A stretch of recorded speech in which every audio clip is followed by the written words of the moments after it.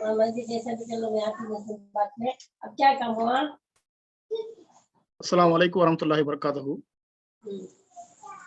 Sister Amina, please आपका थोड़ा unmute कर लीजिए आप थोड़ा। 3 वर्ड है।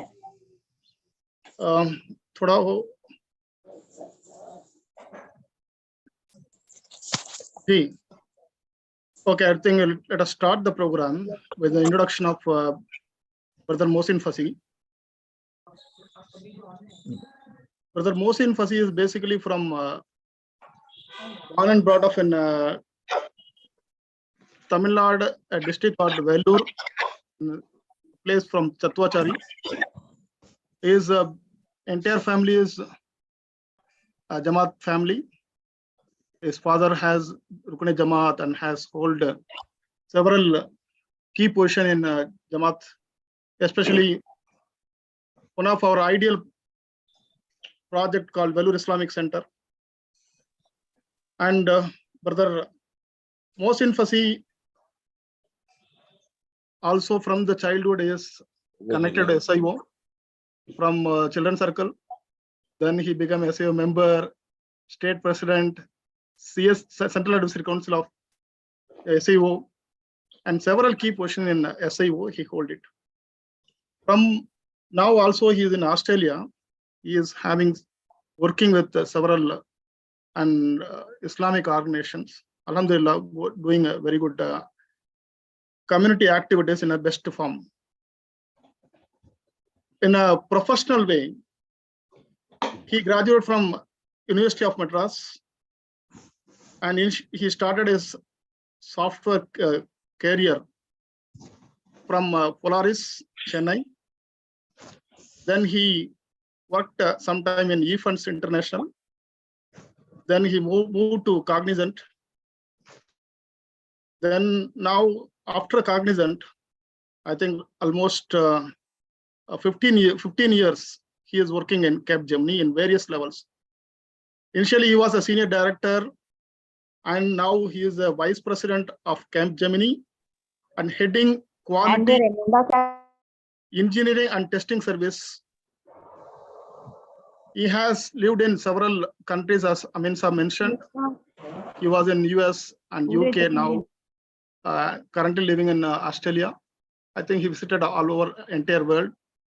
So with this, he is one of the capable person to deliver and address the talk in artificial intelligence.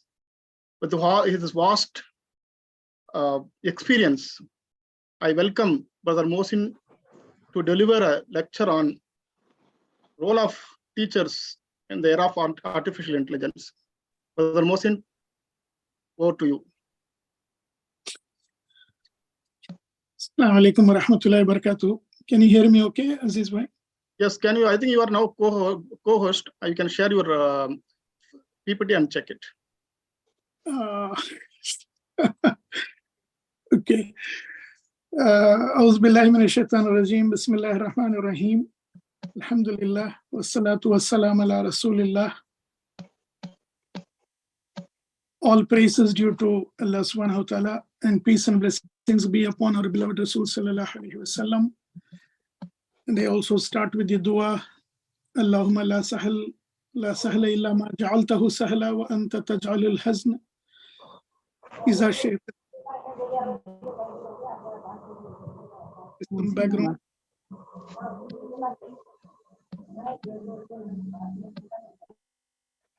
Nazima असरा साहिबा और दीगर लोग अपना माइक वगैरह ऑफ कर दें.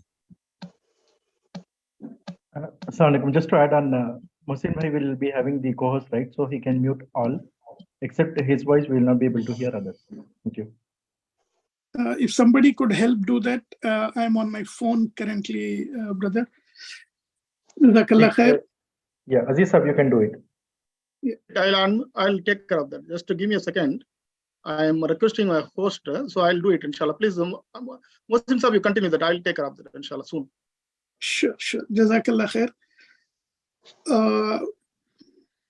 After thanking Allah subhanahu wa ta'ala, I would also like to thank Janab Aminul Hasan Sahab, our beloved teacher, and Brother Aziz Bhai also for this kind opportunity. And I'm really blessed to be amongst all of you brothers and sisters this evening.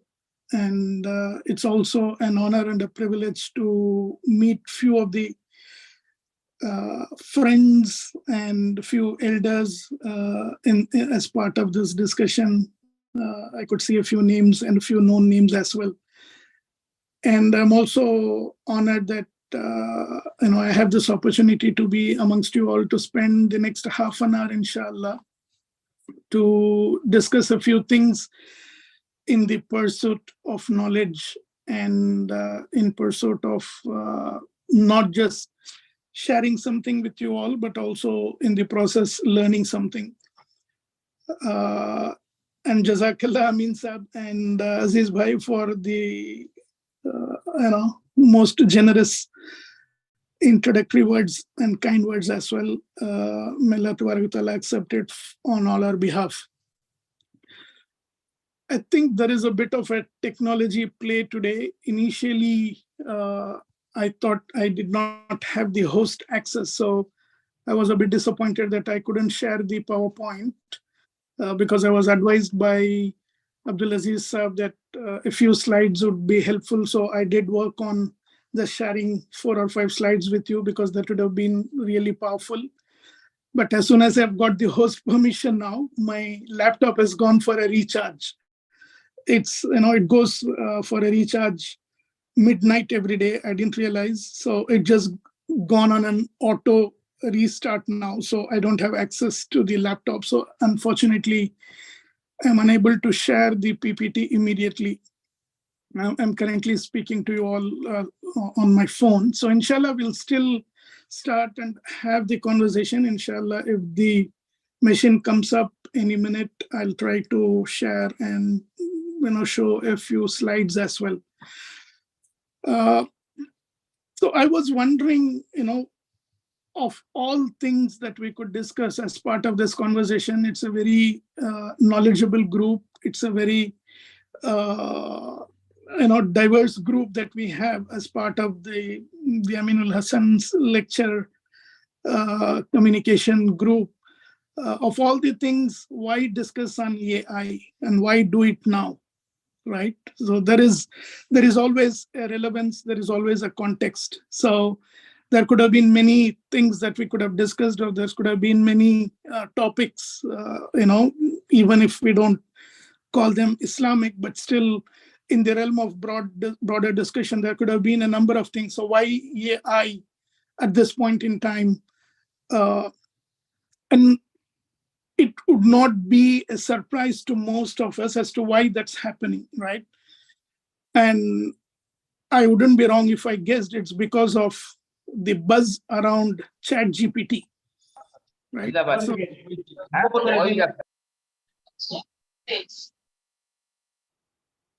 Yeah. So it's about ChatGPT. So I'm sure, if not all of you, most of you who are in the public realm, who read a bit of news, or who have youth or students as part of their family conversations, we would have all have heard of ChatGPT. And I was feeling really humbled as part of Amin Saab's introduction, because I think he has already spoken about half of the content that I was initially wanting to share with you. So as part of the introduction, he's already given and painted a very vivid picture of what the possibilities of AI and ChatGPT look like in the current time and age. So as we speak currently, between 2022 and now in early 2023, it is really felt that we are at a new inflection point in the whole journey of AI. ChatGPT, a number of you, as I said, would have heard about it.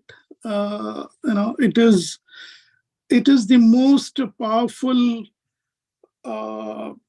AI engine which is pre-trained, that has been exposed to the public so far.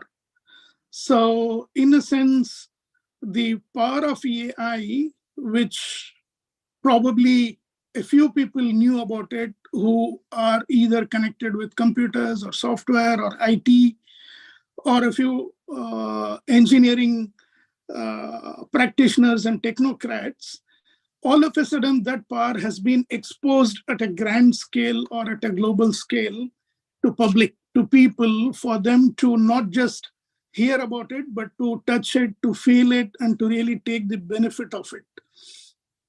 And that's really created a lot of buzz, in the industry. It has created a lot of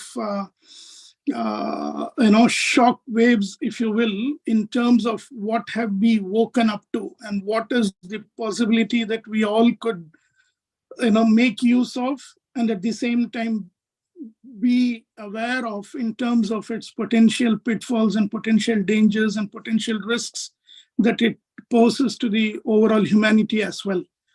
Just to give you a few numbers, brothers and sisters, ChatGPT, it hit 1 million users in just 6 days. By the end of the day 5, it had 1 million active users. To give you a relevance, Instagram, which is again a very famous or a very popular tool or an application, it took 6 months even for something like Instagram to hit 1 million users. So, and ChatGPT, it only took 5 days for the same level of usage and adaptation. And within 2 months, it had 100 million users, active users on it globally.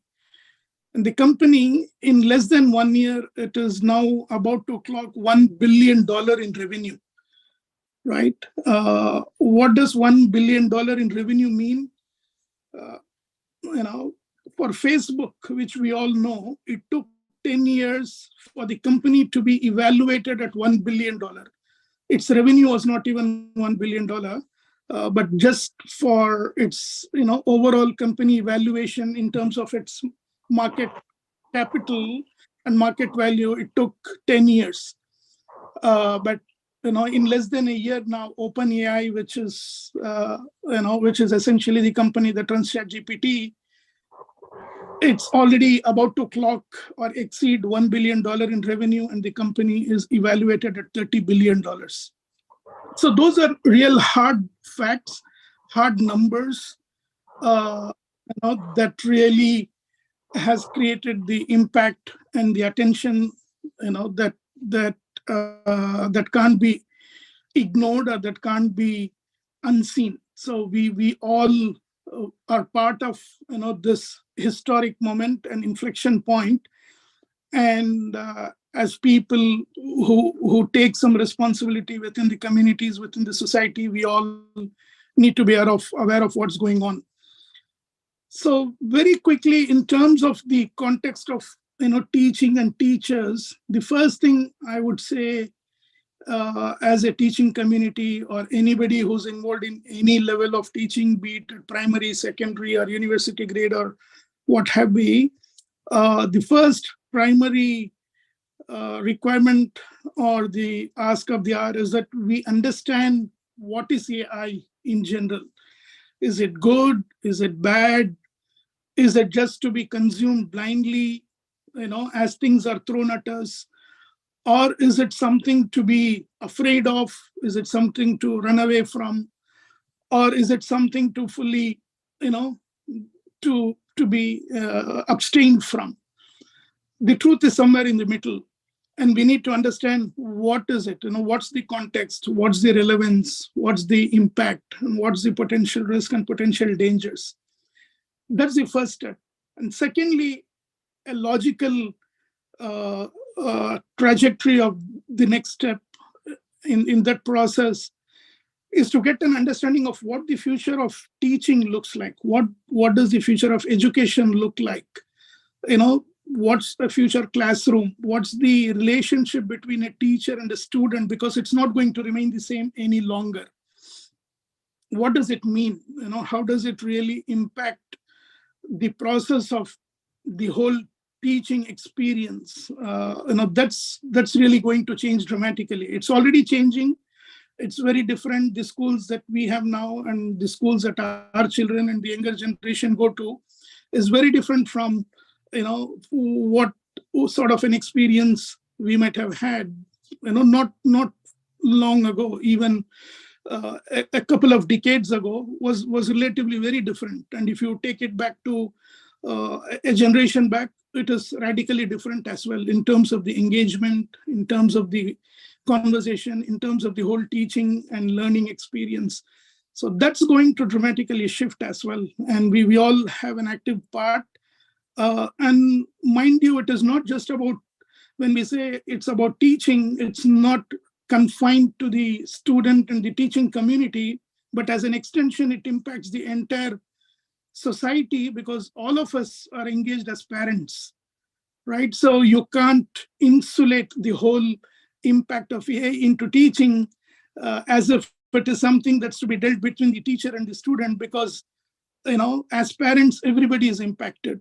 We'll have the same challenges, or the parents of the future will have the same challenges as those teachers as well, because, as parents, we'll be equally invested and interested and needed to be aware of what's going on in the mind of a child, and how does the entire process of education and the incubation of the human mind is impacted because of these technologies, because of the speed and the pace at which it is hitting us.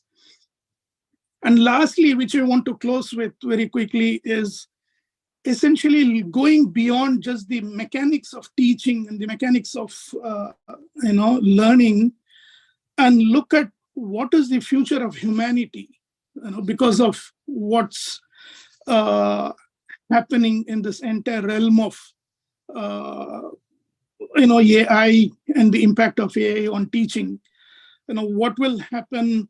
What sort of human beings are supposedly to be coming out of the system, in the next decade or the next 2 decades, and what sort of a society is likely to be created, and what's the end consequence of that sort of a society. So I think those are the 3 categories or 3 pillars of that holistic understanding of the subject, that's given as part of this conversation. And apparently we can't have a very detailed conversation. It could be a pretty long conversation if we have to deep delve into each one of this, but I'll very quickly touch on those 3 aspects, and then hopefully if I could create some curiosity and generate some excitement and interest about the subject for all of us to go back and read further and reflect further with any number of sources, or even go back to ChatGPT and dig further into it, I think that would be a note of success as an outcome for this program, inshallah. So AI in general, brothers and sisters, as Amin Sab also called out at the beginning of the hour, it's something, which it is not something which is brand new or something that we are hearing for the first time. Historically, if you have to really look at it, think of AI, I'm now trying to supplement the lack of the PPT that I'm unable to share now, but envisage that AI is the outer box, the big box. There are 4 boxes. The outermost big box is AI. And officially, it's been recorded, and there's work that's happening, on the topic of AI since 1956. And John McGrath is credited as the creator of AI. He's a technology professor from the University of Dartmouth, and he coined that name in a conference in the US. And since then, AI has been recognized as a function in itself. It's a technological discipline. It involves emulating human behavior by utilizing machines to learn and to perform tasks without the need for any explicit instruction. So you can feed something, and then the machine continues to process it, and without the need to tell it once more, it continues to build that intelligence. And it went through multiple stages. They used to call it weak AI or ANI, artificial narrow intelligence. And then, it went into multiple stages of maturity. And then there are, stages where it became artificial general intelligence, and then it became artificial super intelligence. So the whole AI, it has gone from all of these acronyms, ANI and AGI and ASI, and that has continued to mature over a period of time. The next subset, if you want to look at it, the second box within artificial intelligence, people who have read about it or who understand the subject would know, it's called machine learning. So it's a subset of AI, and it refers to systems that can learn by themselves. They'll continue to learn. It doesn't stop. You once feed input, you once feed data into it, it keeps learning on its own. So that's machine learning. And machine learning as a subject in itself has been in vogue since the mid-90s, 95, 96. And then the third box, which is again a subset of machine learning, is what we call as deep learning, right? It is a subset of machine learning again, and it is built on what we call as neural networks, right? And it's a learning process which is deep. It has a structural approach to it, and it creates artificial neural networks with multiple input and output, and there are multiple hidden layers within it. So that's deep learning. And deep learning, again, we have been using it, and we have been talking about this since 2017, for the past 5 to 6 years. And then the latest kid on the block is Gen AI, which is the generative AI. And then generative AI is a subset of deep learning. So that's the innermost core or the innermost box, if you will. And this is, the first time that generative AI was coined was in 2021. And then 2022, we heard about multiple, Gen AI bots. And then in late 2022 and early 23, now we have heard about ChatGPT, which has come out to public. So generative AI essentially is about a two-way interaction, right? So you feed, you have a conversation. So what this could do is essentially, it can generate art, it can generate text, it can generate images, it can hold a conversation with you, it will engage with you as if you're talking to a human being, as if you're talking to a friend or a learned friend or somebody, who has vast amount of knowledge and intelligence, and can go and connect with multiple neural networks and bring it all back in a very meaningful way within a flash of a second. That's the power of AI. And, and some of the examples.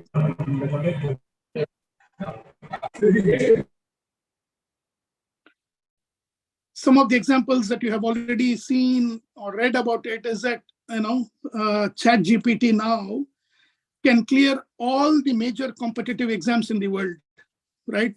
It can pass the American bar examination. It can clear your NEET exam. It can clear your IAS and IPS and UPSC exams, your, G exams, your IIT G, anything that you have, ChatGPT can crack it and be in the top 10 rank, any exam that you give it to it, right? I mean, you can go for the most toughest and most extremely tough question that you can create, and you can ask ChatGPT to take a stab at it, and it will come out with flying colors, and it can beat anybody. The most intelligent student, who's been working hard at it for years and preparing hard at it for years.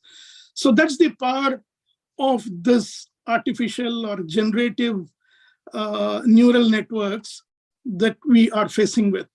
And this has been a process. It has been a continuum. It's nothing new if you recall, in the 90s, you would have seen that Deep Blue, which is an IBM computer or an IBM program, it beat Gary Kasparov, who was the world grand chess master at that point in time. Gary Kasparov, as we know, like Vishwanathan Anand and the young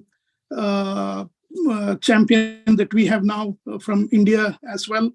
So Gary Kasparov, Deep Blue, an IBM program, it played chess with him and it beat him, thumbs down. And that was the initial indication in terms of what would be the forthcoming power of artificial intelligence and these, bots. And similarly, there's another IBM Watson, which is another program or another intelligent system, which went on to an American quiz competition called Jeopardy. Some of you would have seen it on TV. It's been a long running for the past 30, 40 years. Jeopardy has been running on American television, and it's considered to be a very tough, quiz competition on a wide-ranging subject. And the computer beat it. Whoever was the Jeopardy champion. So a group of champions, fought against Watson, and Watson beat all of them. So, that's what is something that we are facing currently in terms of, the power of the whole AI. And ChatGPT is just one. ChatGPT is just one of the many bots, within the Gen AI. ChatGPT and Google has its own, intelligence system, which is called Bard, which can also do a text-to-text translation. That is just one.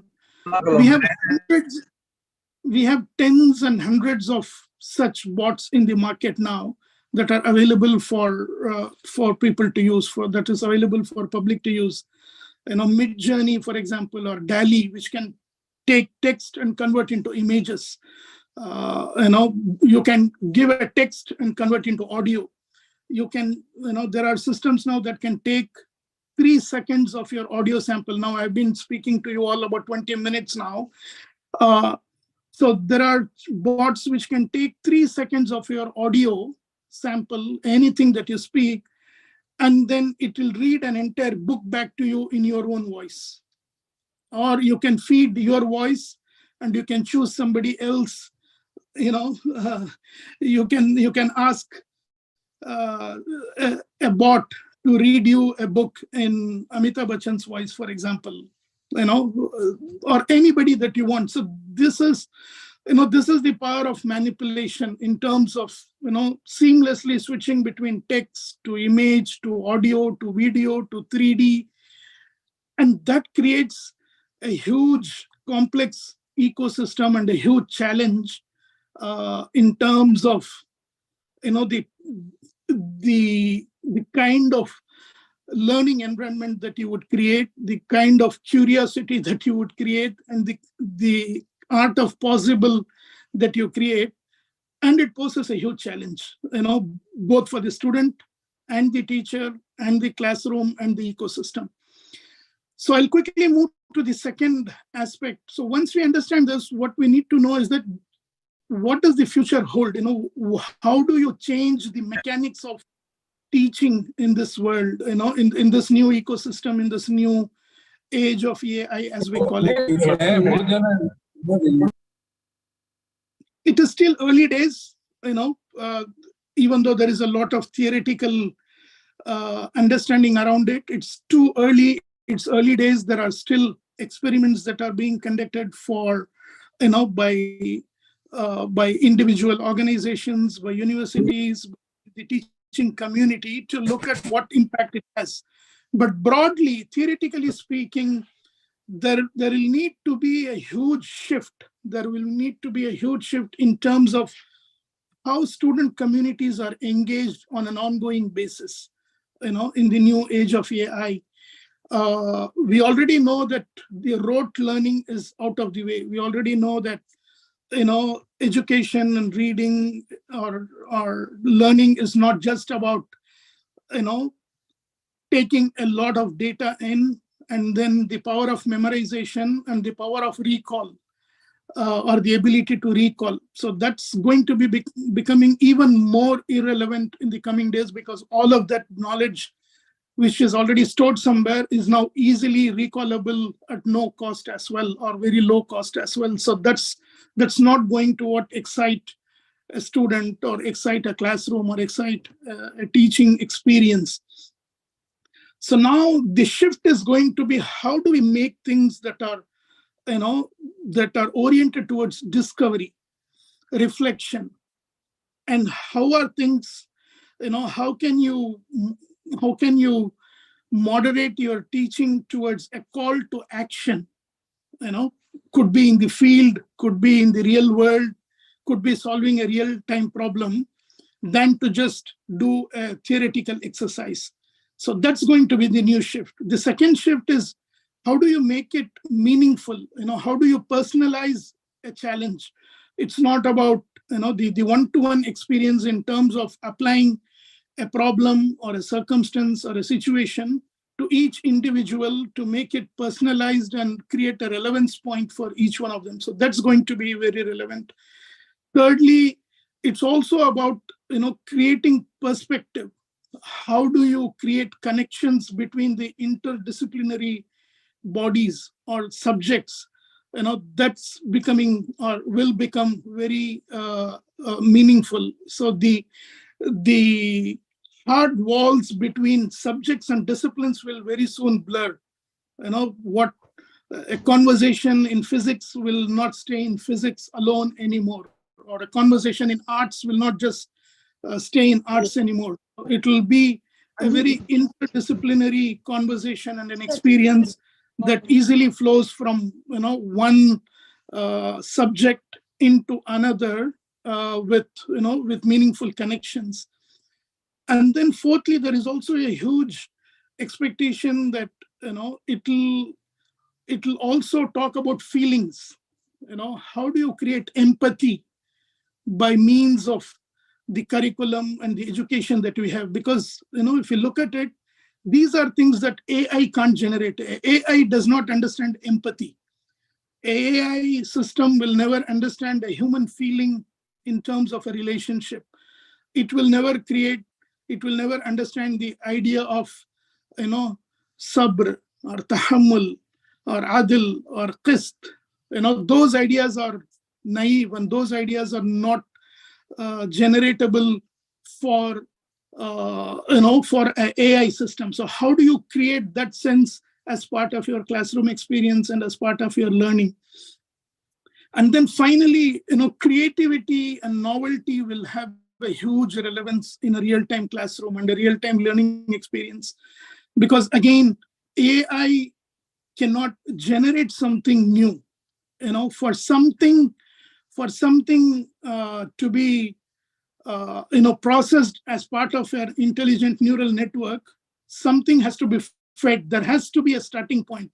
If there is no starting point to something, then your GenAI or everything else, it can't build, it can't go into deep learning, or it can't generate or be a successful GenAI platform. So that starting point, sort of a experience is something that will need to be incubated or created as part of that creativity and novelty through the human interaction, or the real human intelligence rather than the artificial intelligence. So those are the mechanics. In terms of discovery, your experience, creating meaning, personalizing it, creating connections, creating feelings and awareness and empathy, applying creativity and novelty and applications and divergence.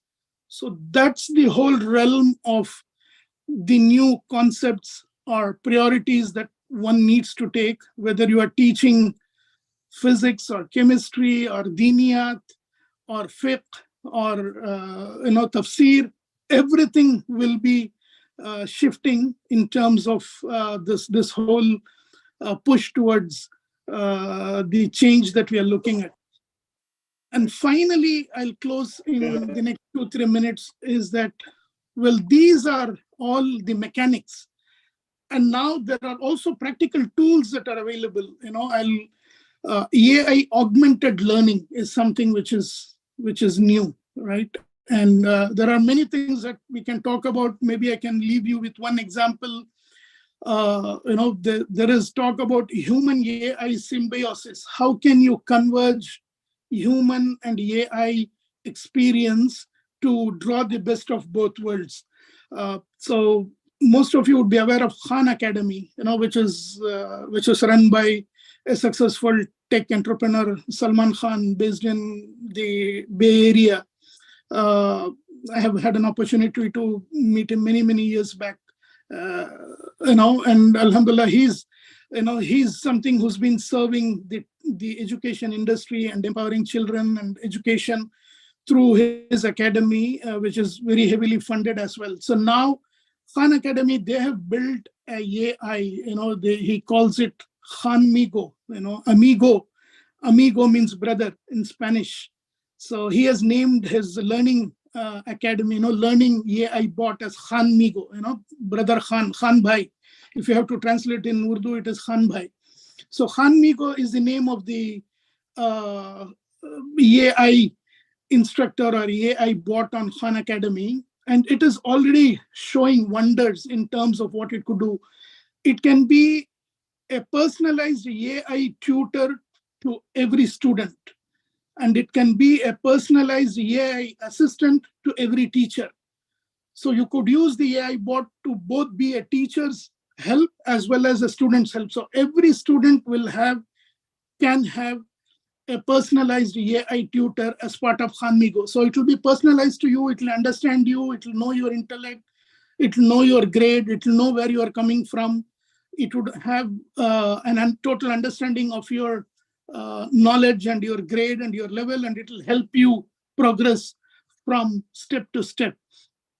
And there are things that you could do. You can solve quizzes, you can do exams, you can take tests, you can give it problems and it will help solve, and it will take you through that entire journey, and it will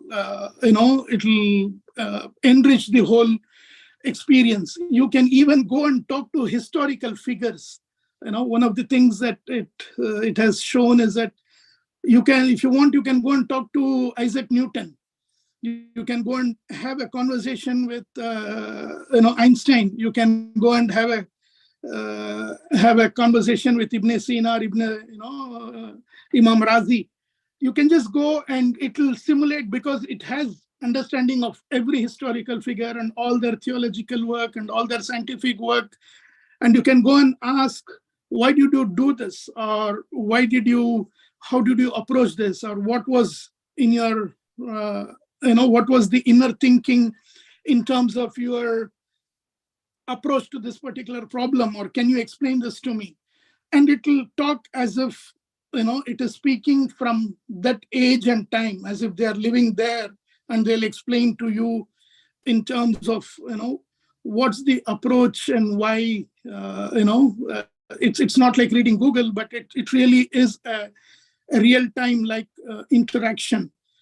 So that's the power and the pace at which things are moving. And imagine, mind you, this is all happening, it's, they just put in 4 months and 5 months of effort and they were able to build this. So imagine what they could do, or how quickly things will evolve at a real rocket speed in this realm. So lastly, I don't know, I think I've already run out of my time. The last and closing comment or remark I would make is that there are pitfalls, there are risks, there are concerns about hallucination. The biggest risk that any AI expert will tell you, I'm not an expert in AI by any stretch or any means. I'm still a student of AI or trying to learn it. But anybody would tell you that the biggest risk that you have of AI is what they call as hallucination. Hallucination means, there is one thing that you don't know something. And there is another stage of ignorance where you don't know what you don't know, right? So the first stage of ignorance is jihala, right? In our theology, we would say ilm or aqal, and the opposite of that is jihala. So if you don't know something, then that is johal. If you don't know what you don't know, that's johal murakkab, right? You don't even know what you don't know. So that's the state of hallucination. So ChatGPT and these generative bots, so they don't even know what they don't know. So if you ask something, it will never say, I'm not sure or I don't know. It will say something as if it is 110% sure that that's the solution. And it could be absolutely diagonally different to what the fact is, right? So these are risks. And then the last challenge that we have, or the other big challenge we have, is the ethics around it. Who owns it? So these are things that once you let the genie out of the bottle, you can't put it back. We know that, right? Once they say that once the clock moves on, you can't turn the clock back. So this is really a genie, or hundreds and millions of genies out of the bottle. So once they are out, it's hard to put them back. Just like nobody owns internet today. Do you know if there is an owner to an internet? Who owns internet? Nobody owns internet. Nobody owns blockchain. Nobody owns metaverse. So similarly, nobody owns AI. So once it's out, it's out. So there could be good actors, there could be bad actors, there could be worst actors, there could be evil actors. So it's hard to really govern and regulate. Even though there is a huge push around regulation around AI and ethical guardrails around AI, but how it all pans out is something that needs to be seen, and that and it will impact humanity at scale. So lastly, what's the future of humanity because of all of this, right? So education and tools and augmentation and mechanics, those all we can learn. But finally, I think as responsible human beings, as the slaves of Allah subhanahu wa ta'ala, I think the bigger question for all of us as students, as teachers, as parents, is what's the future of humanity as part of this? Where does it all lead to? This is going to displace a huge amount of jobs, no doubt about it, no question about it, right? So let's not be naive to say that, okay, this is just one more IT revolution, and people will be reskilled and people will be taken into jobs, and some jobs will be lost and new jobs will be created. This is different. So when this happens, when the real bots take over every job in every sector, teaching, some jobs or most jobs will be impacted as well. So whether it is in teaching or blue collar or white collar or construction or warehouse management or many other things, it's going to create huge disparity and inequity within the masses, right? As such, we see that people who own online businesses, the tech giants, they own 90% of the wealth, right? And people who are displaced have a far disadvantage. So now when AI comes in and, when those AI species, the new species, as they would call it, take up, those jobs and those work, so there's going to be huge displacement. So what does that create? What would be the idea of adl and qist? What is the idea of justice? What is the idea of equity? What is the idea of order? There is potential anarchy that could be unleashed when you take some of these things that impact the dignity of human beings. As such, we see, without even all of this, we see inflation, we see huge crises within the humankind. So this will really augment it even further at a scale of 10x or 20x. So those are challenges for communities, for societies, for governments, and for all of us really to see how to navigate those challenges. And finally, it is all about, when we talk about regulation, it is about these are all, technology is at the bottom end of the pyramid of knowledge, if you will, right? About technology, then you have other things. You have got your episteme, and above that you have got your wisdom. So unless those layers are fully guided properly, then technology can easily be misguided. In a way, we could relate to it as nurun ala nur, right? So nur is one, which is your knowledge, and which is your tools. But then unless it is guided by the nur, which is under the shade of hidayah and the shade of revelation, then just the power of augmentation and the power of intelligence alone is not of any help for humankind or for humans at large. So those are the challenges, I think, really, in terms of what we need to look out for. And finally, we as a community, as an ummah, scholars and others, how would we react? I think we'll be slow to react. And there is a good and bad reason for it as well in terms of how we react. We know, historically speaking, there have been challenges. When in the Usmania Khilafah, when the Gothenburg Press was released, it took us 300 years to accept the printing press. And there were good and bad reasons to it as well. One of the reasons was that there were thousands of scribes, who are doing the khat with their hands. So bringing a printing press would have displaced millions of those jobs at that point in time, which was precious. So there was huge resistance, both by the scholars and by the people and the masses as well. And this is not just about us. This is about many such conservative and traditional societies and communities. There is an example where when the handgun was first discovered, right, in 1543, it's called a musket. Japan at that point in time, in early 16th century, was one of the most developed pre-modern societies.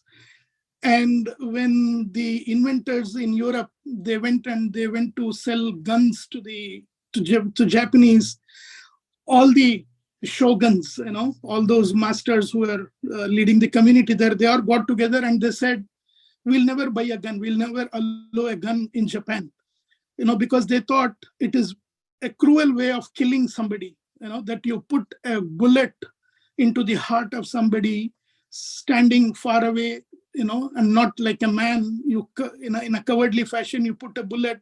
That's cruel. That's not how war should be. And they said that it took 20 years for a samurai to really train in warfare and become a master samurai to use a sword. So how could we allow a gun or a bullet to be used in our conflict? So for 300 years, Japan never used a gun, right? So they did not use a gun for 300 years since it was invented. And this is one more such inflection point. And may Allah Tabaraka Ta'ala help us to navigate, to understand the challenge, and at the same time be also leaders that can really help in that new age as well. And may Allah Tabaraka Ta'ala give us hidayah and protect us from the harm that it brings, and allow us to benefit from the good that it brings, and all the distraction that it creates. The biggest on the last issue with all of this is for teachers and students is the whole attention span and the distraction. This is going to now even reduce the attention span that anybody has. So it's as such we are facing the challenge now. I've read that in the early 18th century, when there was a first mental hospital that was established in UK, in London, the first mental hospital was called it was called a mental hospital for the incurably distracted. So the definition of a mental disease was somebody who's distracted continuously. So I don't know what they would tell looking at us now, and it's only going to create a huge crisis in future for everybody as well. So inshallah, I'll stop at that. I know I've taken much longer than what I had wanted. Apologies for that. And Sadaqallahu al-Azim. Subhanallah wa bihamdihi, subhanakallahumma wa bihamdika, wa nashhadu an la ilaha illa anta, nastaghfiruka wa natubu ilayk. Assalamu alaikum. Thank you, Mohsin Bhai. I think now can we take some questions, Mohsin Bhai? Is it fine? Yeah, I'm okay if you have time, inshallah. Yeah, sure. Those who want to raise question, please raise your hands. I'll unmute you. And you can also use the chat box to put your questions. Both are welcome. If you want to ask questions, please raise your hands. I'll unmute you.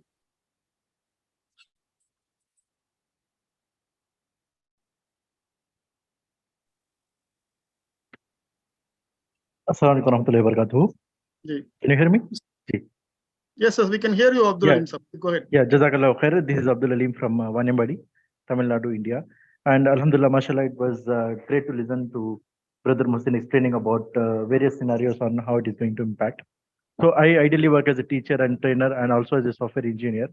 And by listening to you, most of the time our teachers had the doubt that artificial intelligence might replace the jobs that one has, and how we can master this technology so that we stay relevant and updated in the market. So what is your take on that, and how would you like to go ahead with that? Thank you. No, that's a good question, Alim Bhai, Jazakallah. Look, I think the truth is somewhere in the middle. As I said, is it going to impact jobs? Yes, it will. I think it will be naive to say that it won't displace at all. So anything that is repetitive, anything that is just plain sharing of information, anything that is administrative in nature is very highly vulnerable to be replaced. But will it fully, completely replace? The answer is no. I think the schools will continue to exist, universities and colleges will continue to exist, but the nature of the job will change. Excuse me. So as I said, the whole learning experience will change. The skills that are needed will change. And what you need to equip yourselves with, as I said, there are two things. One, you will need to equip yourselves with a lot of the technical information as such. For example, if you look at the early 90s or the mid 90s, when we all started our computer careers, our careers in IT, every company used to have what it called an IT department, right? You go to a tannery, there will be an IT department, somebody sitting with a computer in a corner in a AC room, or any other industry you go, there will be something called an IT department. But 20 years later now, there is nothing called an IT department. Every function within every industry is deeply embedded in IT. And everybody uses computers. Everybody uses some form of IT as part of their job, as part of their role.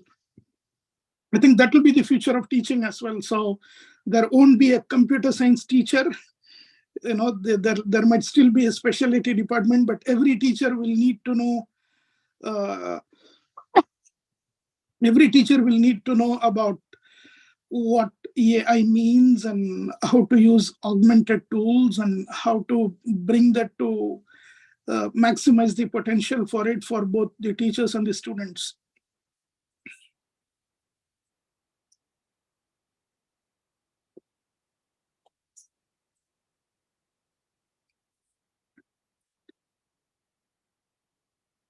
Mohsin, some questions in chat box. Can you go ahead? Then we can ask the inner peace insights. I'm on the phone, Aziz bhai. I am on the phone, so I can't go to chat. Okay, I'll read for you, but before that, let's ask one more person. His inner peace insights. Go ahead, sure. Assalamu alaikum warahmatullahi wabarakatuh. You're able to hear, brother? Yes, please go ahead, sir. Mohsin bhai, this is Habib from Chennai. How are you, brother? Alhamdulillah, Habib sir. Alhamdulillah. So this ChatGPT and these AI tools are all available not only to teachers but also to students and everybody. So everybody is learning at the same time. May not be at the same pace, but the unfortunate thing is the students learn at a higher pace than the teachers because they have the time, they have the energy, they are their blood is hot, like they are always like have enough time and energy to learn new things and grab the new things and understand. But the teachers, they are used to the old style of teaching.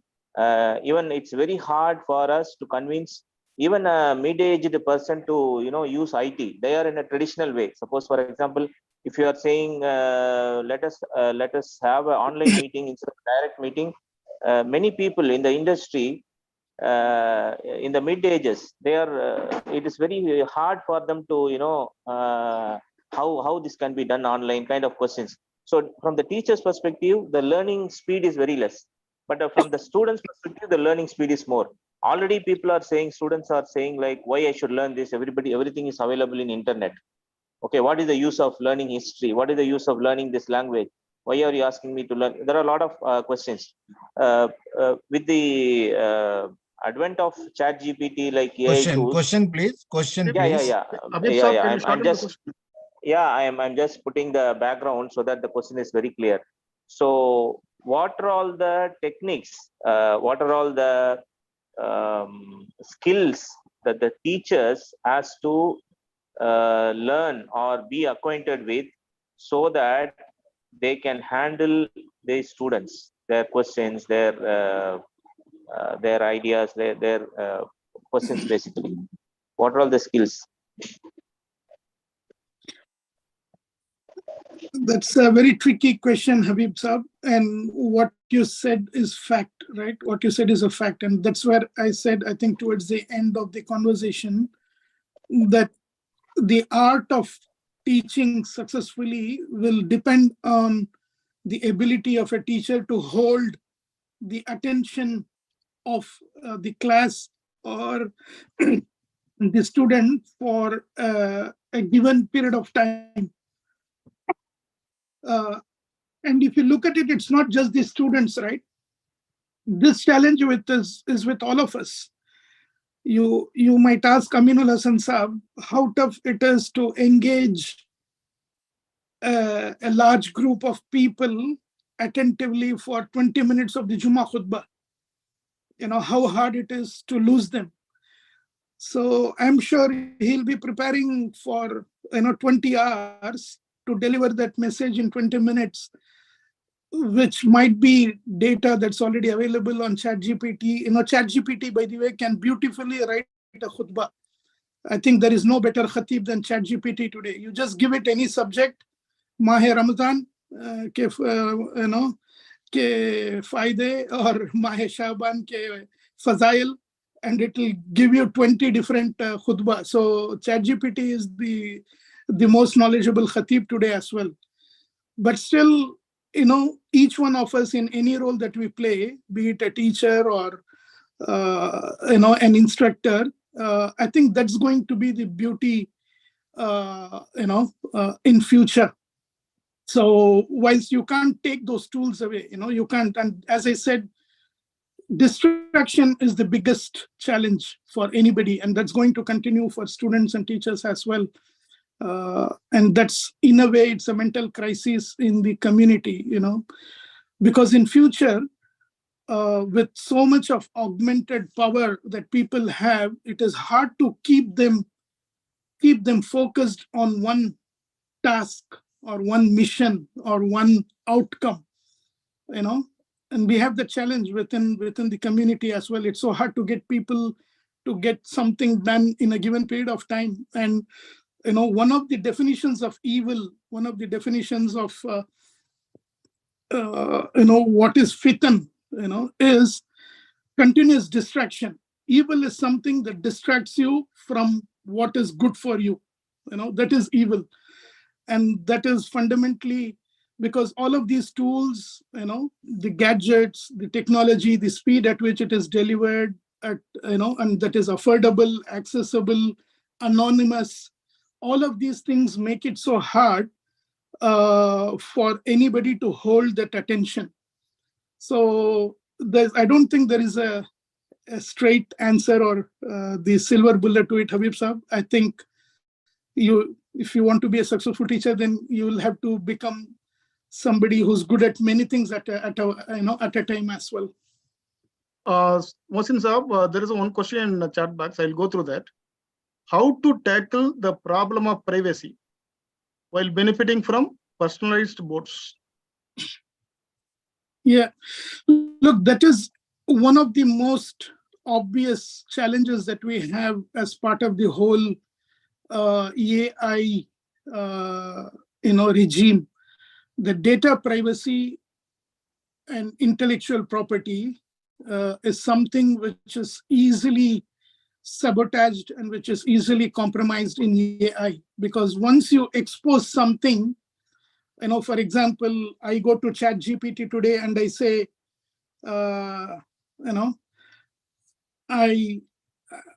this is my date of birth, or my name is this, or I just give anything, right? I mean, you don't even have to give your name or date of birth. You even give something where you say, I have this problem. Can you help me solve it? You go to ChatGPT, 3 months later, it will remember your problem. You just need to give one prompt, and then it will know that it is you, and it will connect you to the last question that you asked and the answer that it gave. And the next answer that it gives will be synthesized based on the information that it has already taken from you. So it is a one-way street. You give, you submit, you expose, anything of your life. It's just like a digital footprint, right? All of us who have left digital footprints, we can't wash them back. Every photo that you have posted, whether it is on WhatsApp or Facebook or Instagram or anywhere, it is there. It will lie there till the day of Qiyamah. It's not coming back. We can't take it back. You can delete it from your phone.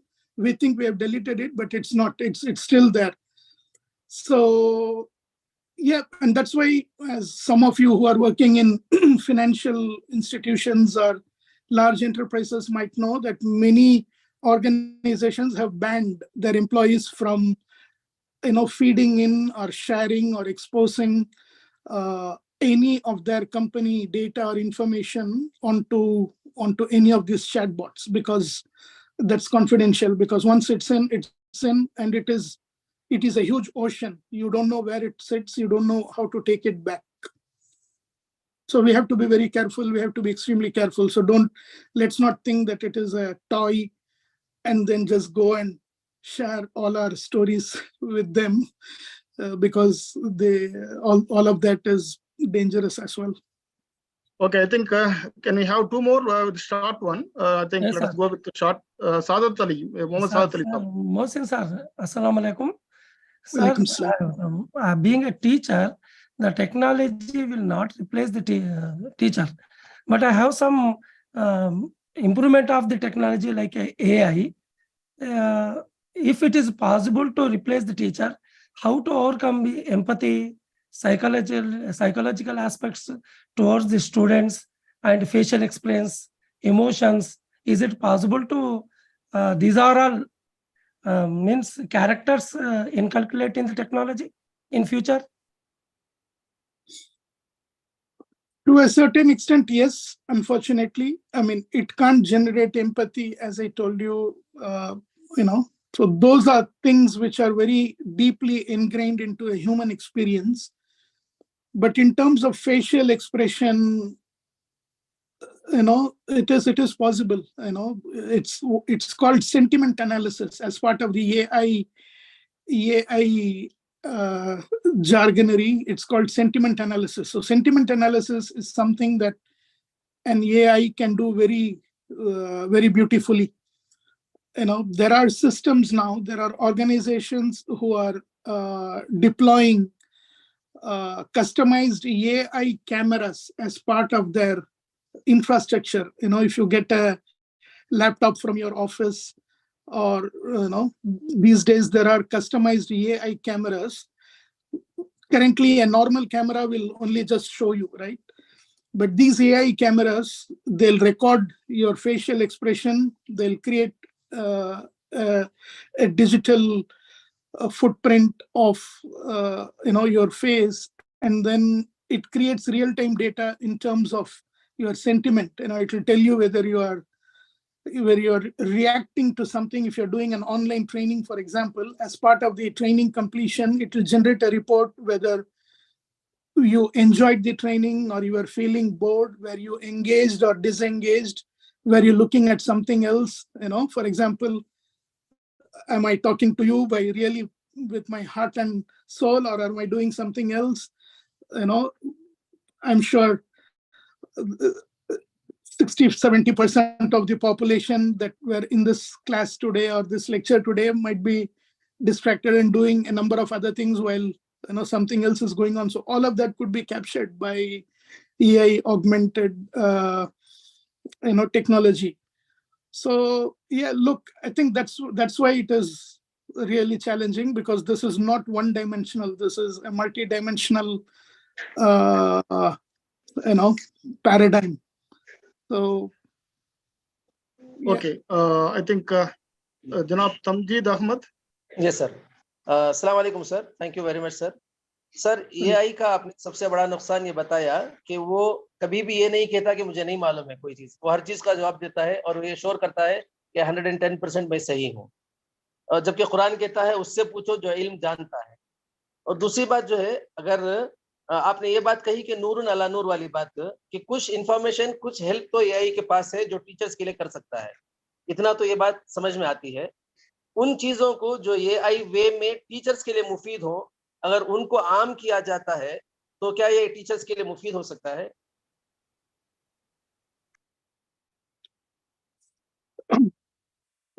Okay, I'll try to understand that, and then reply back as well. So the things that are helpful for teaching or for the community itself will again be shared through the same bots or through the same platforms again, right? So there won't be anything as exclusive, if you understand where I'm coming from, right?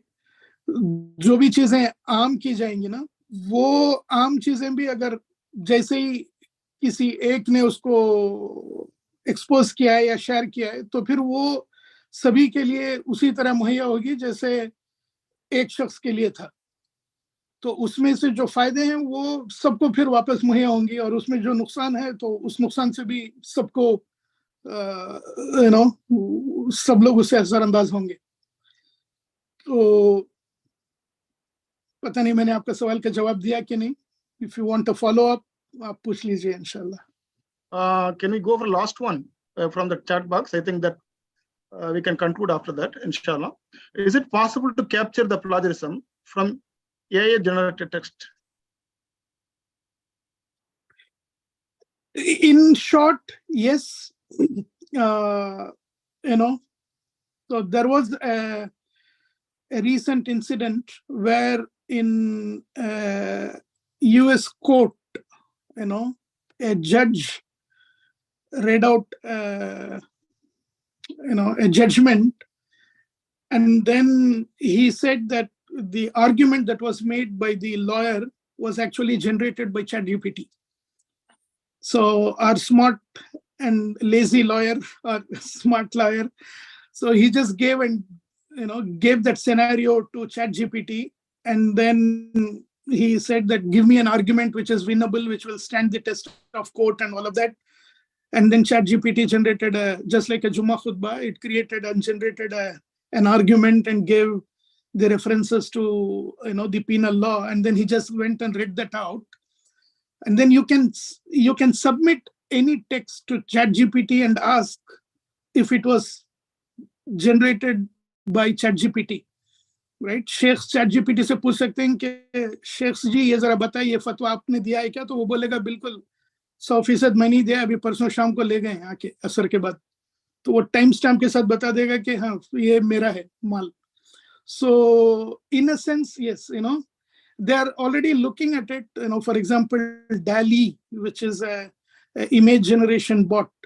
So it is now coming up with watermarks. It will say that it is generated by DALL-E. So some of this is possible, some of it is not. Again, it's complex. Depends on the kind of prompts that you're using. Some of the simple prompts you can easily figure out plagiarism. If there are complex prompts, then it is a little complex as well. But the systems will catch up. It's not like humans. Humans will get away. There are many things that humans get away. You find out after 20 years, after 30 years, that somebody presented a thesis which was fake, or somebody never had a degree, and then they went through the system.